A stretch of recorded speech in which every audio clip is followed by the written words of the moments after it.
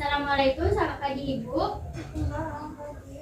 Perkenalkan, saya Pra Fitri. Saya pernah ilmu tugas pada hari ini, yaitu dari pukul 8 sampai pukul 12 siang nanti. Kalau boleh tahu dengan Ibu siapa? Oh, Ibu Kansa. Bagaimana Bu Kansa adanya pada pagi hari ini? Oke, pusing sama mual ya Ibu. Nah baik Ibu, jadi kedatangan saya ke sini yaitu untuk melakukan pemeriksaan sistem persarapan pada Ibu. Nah kira-kira kita akan melakukannya itu sekitar 10 sampai 15 menit. Apakah Ibu bersedia? Nah baik, tempatnya kita melakukannya di sini aja ya Bu. Nah baik, langsung kita mulai ya Bu. Nah baik, dalam pemeriksaan sistem persarapan yang pertama itu kita melakukan pengkajian tingkat kesadaran pada pasien. Nah di sini kita itu dapat memanggil nama pasien. Ibu Kansa. Nah jika pasien tidak merespon, bisa kita panggil namanya dengan keras, Ibu Kansa. Nah dan juga jika pasien tidak merespon lagi, maka bisa kita kombinasikan yaitu dengan memanggil nama pasien dan memberikan sentuhan ringan maupun kasar. Dimana itu kita panggil nama pasien dan mengucapkan tubuhnya, Ibu Kansa. Nah dan juga jika pasien tidak merespon, bisa kita berikan rasangan nyeri. Kita berikan rasangan nyeri umpamanya di bagian tangannya, Ibu Kansa. Nah seperti itu. Nah selanjutnya itu kita melakukan itu tingkat kesadaran pada pasien itu secara kualitatif. Nah di mana yang pertama itu ada kompos medis di mana pasien sadar secara penuh. Ibu namanya siapa? Kita lagi di mana Ibu?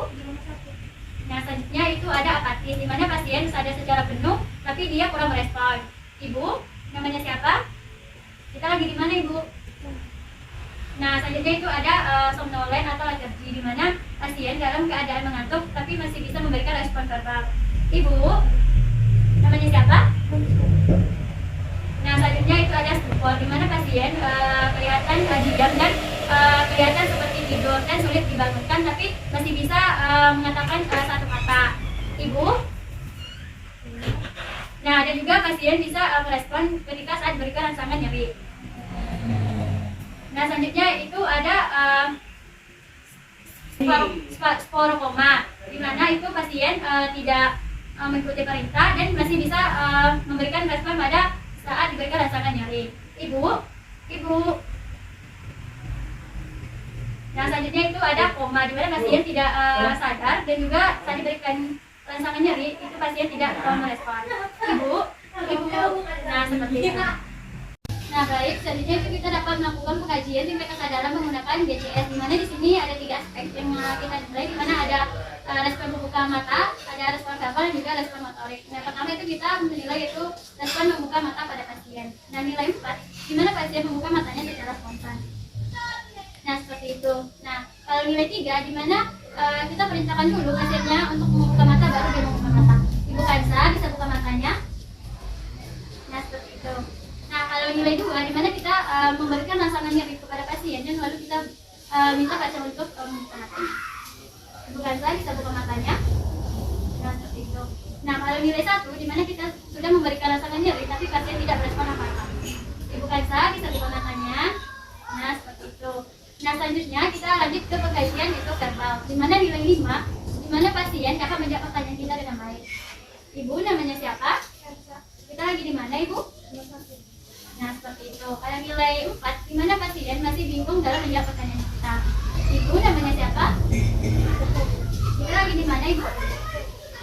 Nah seperti itu. Nah kalau nilai 3 di mana pasien dalam menjawab pertanyaan kita itu ngawur atau disorientasi. Nah Ibu namanya siapa? Nah kita lagi di mana sekarang Ibu? Nah seperti itu. Nah nilai 2 di mana pasien saat menjawab pertanyaan kita hanya mengerang. Ibu namanya siapa? Kita lagi di mana Ibu? Nah seperti itu. Nah kalau nilainya 1 di mana kita memberikan rangsangan nyeri kepada pasien tapi pasien tidak berespon apa-apa. Ibu namanya siapa? Kita lagi di mana Ibu? Nah seperti itu. Nah selanjutnya itu kita akan melakukan pengkajian motorik pada pasien di mana nilai 6 itu pasien dapat mengikuti perintah kita dan juga sistem motoriknya dapat digerakkan secara normal. Ibu Kansa bisa gerakkan tangannya ke atas, tangannya sebelahnya lagi. Oke, bisa gerakkan kakinya Ibu, pakai kaki yang di sebelahnya. Nah seperti itu.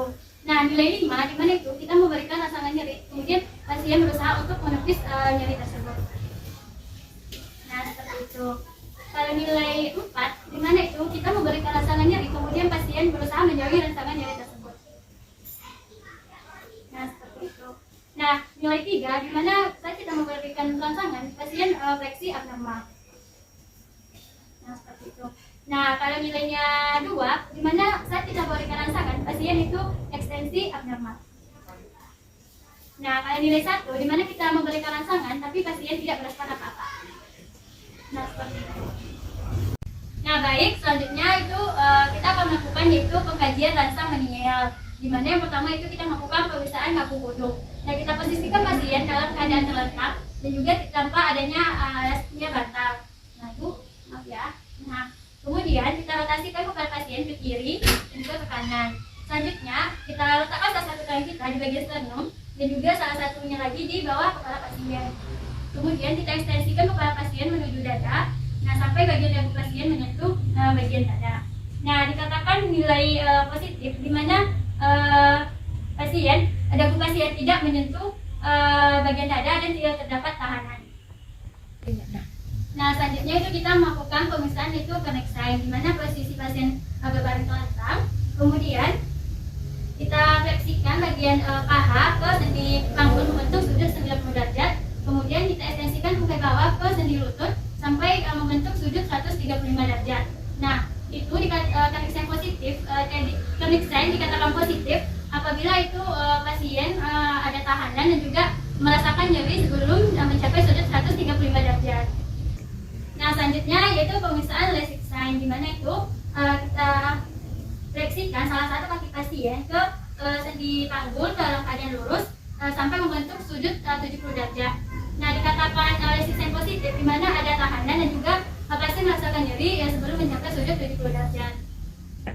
Nah, baik, selanjutnya itu kita melakukan yaitu pemeriksaan Brudzinski 1. Nah, di mana pemeriksaannya itu sama seperti yang Pak Kodok tadi.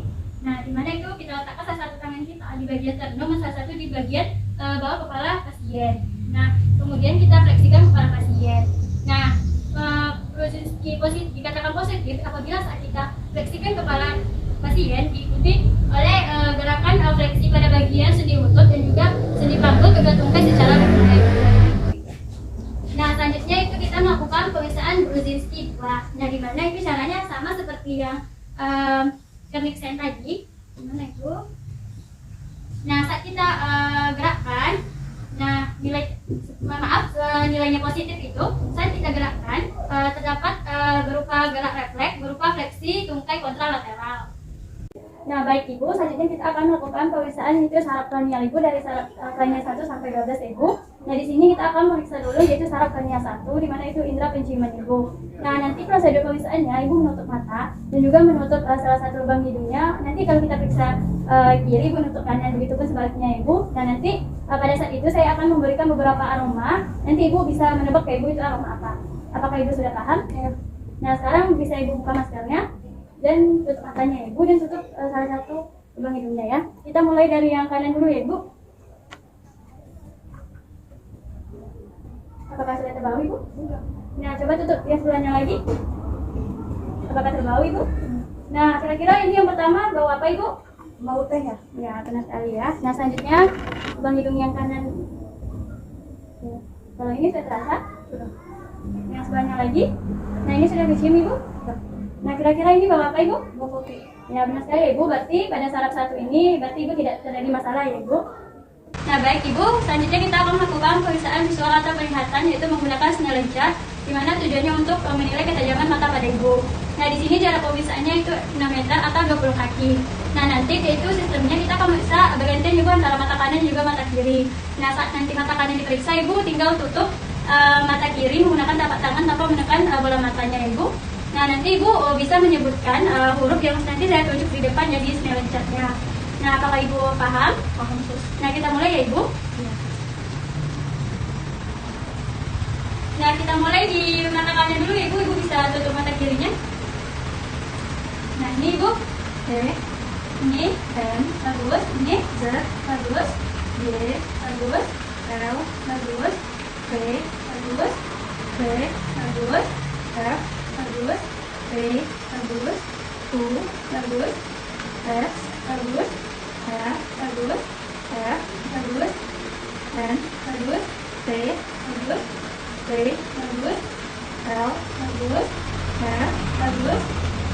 J, bagus, G, bagus, O, bagus, H, bagus, T, bagus, S, bagus, M, bagus, R, bagus, T, bagus, U, bagus, V, bagus, H, bagus, R, bagus, T, bagus, T, bagus, O, bagus, S, bagus, H, bagus, R, bagus, T, bagus, F, bagus, B, bagus, M, bagus.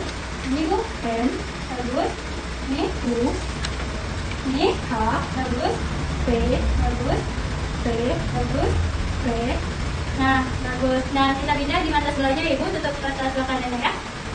Nah, ini Bu, E, bagus, N, bagus, Z, bagus, Y, bagus, L, bagus, T, bagus, U, bagus, R, bagus, T, bagus, P, bagus, S, bagus, R, bagus, M, bagus, T, bagus, T, bagus, L, bagus, R, bagus, G, bagus, O, bagus, C, bagus.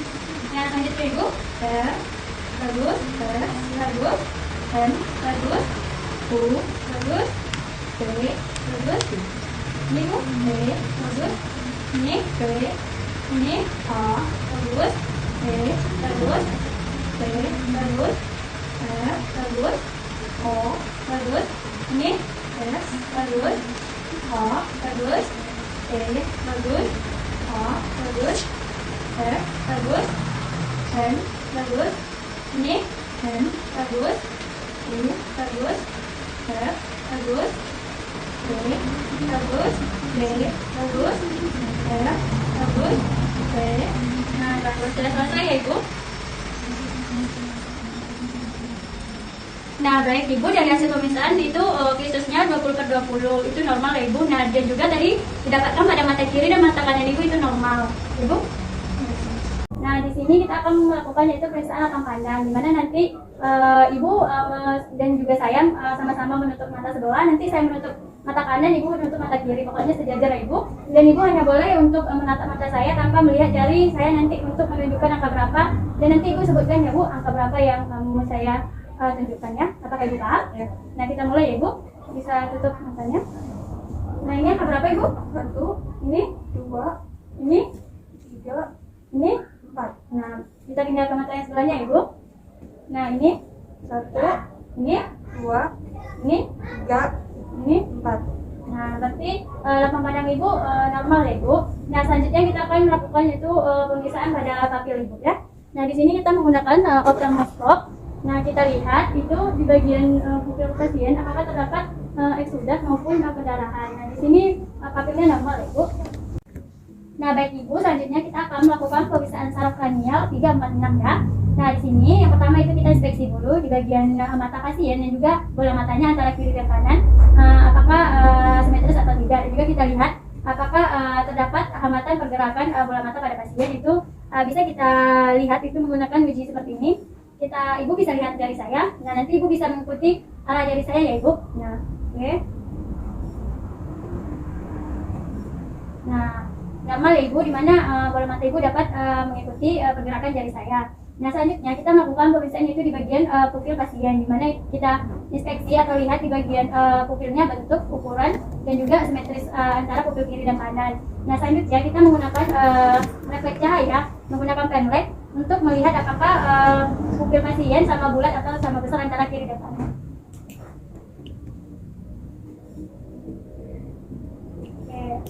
Sama bulat ya Ibu, dan juga sama besar ya pupilnya antara kiri dan kanan, berarti normal. Nah, selanjutnya itu kita melihat di bagian kelopak mata pasien apakah kelopak matanya normal atau jatuh atau terjadi kelemahan. Nah, Ibu selanjutnya Ibu bisa menutup mata. Oke, bisa buka lagi Ibu. Nah, di sini itu untuk melihat apakah ada terjadinya ptosis atau tidak. Nah, di sini di mana mata Ibu tidak terjadi ptosis ya Ibu, berarti normal ya.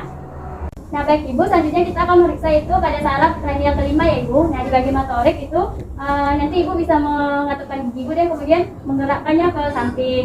Nah, bisa Ibu buka maskernya. Nah, bisa Ibu katupkan giginya, kemudian gerakkan ke samping Ibu. Nah, di sini kita raba itu kekuatan ototnya dan juga kontraksinya. Nah di sini kekuatan otot ibu dan koreksinya itu bagus ya ibu. Nah selanjutnya itu di bagian sensorik, di mana ibu nanti menutup mata, kemudian nanti saya berikan rangsangan ibu. Nah sekarang bisa ditutup matanya.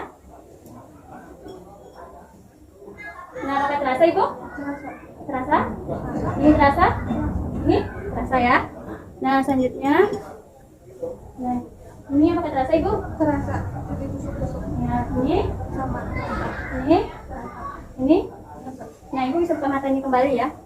Nah selanjutnya itu kita melihat itu di refleks korneanya ya. Nah kita letakkan itu ke atasnya runcing, letak korneanya. Kita lihat apakah saat itu pasien mengedipkan mata atau tidak. Nah berarti normal ibu, di sini ibu mengedipkan mata. Nah baik ibu, kita akan melakukan proses selanjutnya itu saraf kranial bertujuh. Nah di mana di sini kita akan periksa dulu di bagian sensorinya ya ibu. Nah di sini prosedurnya ibu nanti menutup mata dan juga menjulurkan lidah. Nanti saya kasih beberapa rasa, nanti ibu bisa menebaknya ya. Nah apakah ibu paham? Nah kita mulai ya. Nah ibu bisa buka maskernya, kemudian bisa tutup matanya, julurkan lidahnya ya ibu. Nah kira-kira ini rasa apa ibu? Sakit. Ya. Nah selanjutnya julurkan lidahnya lagi ya. Nah kira-kira ini ibu? Manis. Ya, bisa buka matanya kembali. Nah, di sini untuk sistem sensorinya normal ibu, bisa ibu menebak rasanya dengan benar. Dan selanjutnya itu di bagian motorik. Nah, nanti ibu bisa ibu tersenyum. Nah, kemudian seperti bersiul, kemudian bisa mengembungkan pipi, ya seperti itu. Nah, kemudian bisa angkat alisnya ibu. Nah, di sini berarti normal ya ibu, di mana gerakan pada wajah ibu normal ya di sistem motoriknya. Itu tes Weber ya ibu, kita akan menggunakan berputar ya. Kita mulai ya ibu. Nah, apakah ibu suaranya terdengar sama-sama keras antara kiri dan kanan? Sama. Nah, berarti kalau sama itu normal. Kalau dia terdengar hanya di telinga yang bermasalah itu namanya tuli konduktif. Kalau terdengar di telinga yang tidak bermasalah itu namanya sensori normal. Nah, selanjutnya kita lanjutkan tes yang kedua yaitu tes telinga ibu, di mana untuk membandingkan antar ruang udara dan juga ruang tulang. Nanti ibu jika tidak mendengar suara bisa angkat tangannya ya. Nah, kita mulai ya. Nah, kira-kira yang paling lama suaranya terdengar apakah di belakang atau di depan ibu? Di depan. Di depan berarti normal ya. Nah, baik ibu, selanjutnya kita akan melakukan pemeriksaan itu pada saraf kranial 9 dan juga 10. Nah, di sini nanti saya akan melihat itu refleks muka dan juga refleks menelan pada ibu ya. Nah, di sini pada refleks muka saya akan menggunakan skala lidah yang nanti saya akan masukkan ke lidah ibu ya. Nah, ibu bisa buka maskernya. Nah, bisa julurkan lidahnya ibu. Nanti bilang A ibu. Nah, berarti normal ya ibu. Nah, selanjutnya itu saya akan menilai itu refleks menelan ibu ya. Nah, ibu bisa menelan.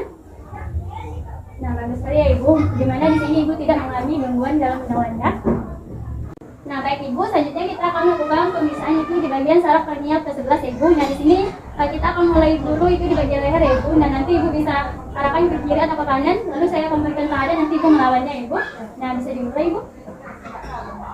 Oke, dulunya. Oke, bagus sekali ya ibu. Nah, selanjutnya itu di bagian otot bahu, di mana nanti saya akan memberikan tangan di bahu ibu. Nanti ibu berusaha melawannya seperti ini ya. Nah, ibu. Oke, berarti dari pemeriksaan itu hasilnya normal ibu. Nah, baik ibu, yang terakhir itu kita akan melakukan pemeriksaan saraf kranial ke-12 ya. Di sini nanti saya akan meminta ibu untuk menjulurkan lidah dan mengarahkannya ke kiri atau ke kanan, ke bawah dan ke atas ya. Dan juga nanti ibu bisa mengarahkan lidahnya di dalam mulut. Apakah ibu nanti saya kasih tahanan, apakah ibu bisa melawannya atau tidak? Ya. Bisa buka mulutnya, bisa buka maskernya. Nah, bisa buka mulutnya dulu ibu. Nah, di sini kita lihat dulu lidahnya saat istirahat apakah simetris atau tidak, dan apakah terjadi defisiasi atau tidak. Nah, ibu bisa julurkan lidahnya. Nah, juga kita nilai lidahnya simetris atau tidak, dan juga apakah terdapat defisiasi atau tidak. Nah, ibu selanjutnya ibu bisa arahkan lidahnya ke atas, ke bawah, ke kiri, ke kanan. Nah, bisa di dalam mulutnya ibu. Nah, saya beri ke kanan ya ibu. Ibu berusaha melawan ya. Sebelahnya lagi ibu. Oke, dari hasilnya itu lidah ibu simetris antara kiri dan kanan, juga tidak terdapat defisiasi, dan juga ibu tadi bisa melawannya ya ibu. Nah, berarti normal ya ibu.